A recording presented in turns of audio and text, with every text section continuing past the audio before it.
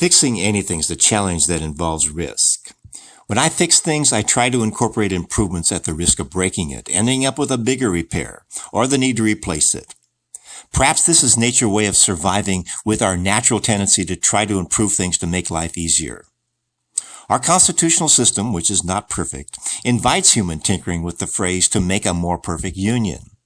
Most politicians can avoid clear-minded problem definitions and true solutions.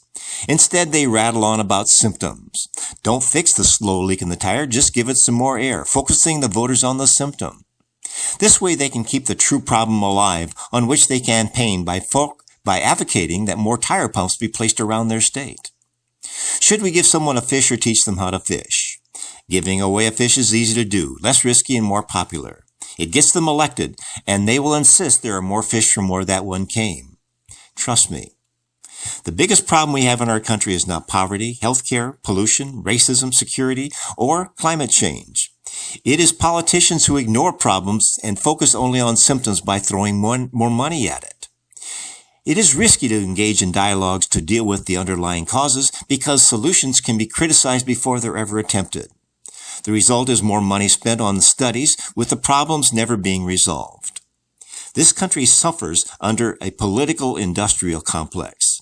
This is the deep state of special interest lobbyists, bureaucrats, politicians with the two-party monopoly that perpetuates their power.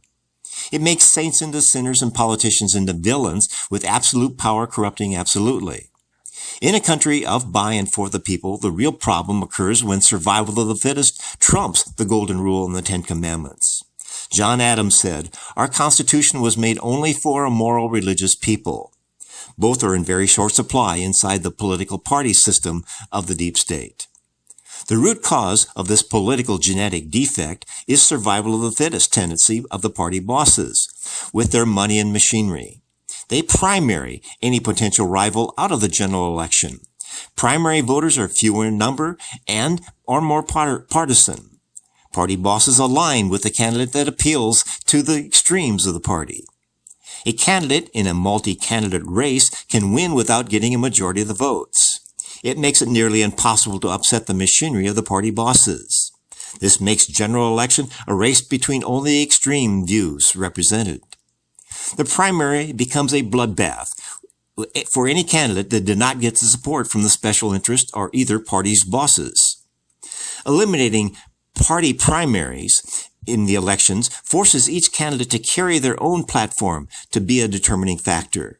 The two top candidates with the most votes would face each other in the general election regardless of their party affiliation. It guarantees candidates whose message resonates with the most voters will be in the general election. This blunts the power of the special interest and improves the opportunity for politicians not under the control of special interest.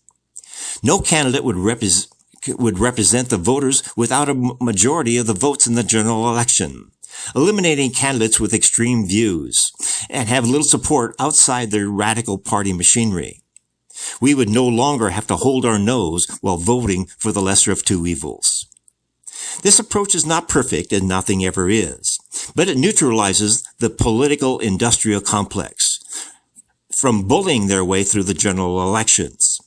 The objective is to stop division caused by political parties, eliminating the party bickering and clouds any hope of getting a real solution implemented.